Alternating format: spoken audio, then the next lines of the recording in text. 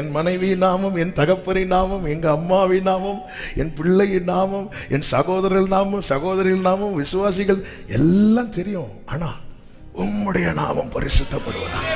என்ன அதன் அர்த்தம்? ஆண்டவரே, நீங்க எனக்கு ஸ்பெஷல். ஆண்டவரே, நீங்க எனக்கு ஸ்பெஷல். என் ஹார்ட்ல எப்பவுமே நீங்க ஸ்பெஷல். ஆமென் சொல்லுங்க பார்க்கலாம். ஆமென் சொல்லுங்க பார்க்கலாம். ஹalleluya. பரிசுத்த ஜாதினா எத்தனை சில சூழ்நிலை எல்லாம், ஆமா, இனி எப்படி நான் சர்ச்சுக்கு போவேன், இனி எப்படி இருப்பேன், தூக்கி கொண்டு உட்கார வச்சிருக்கிறேன். ஏன்? நீ சாதாரண அப்பம் கிடையாது, தேவ சமூகத்து அப்பம். ஹalleluya. ஆமென் சொல்லுங்க பார்க்கலாம். நீங்கள் எனக்கு சாட்சிகளா இருக்கிறீர்கள். ஹalleluya.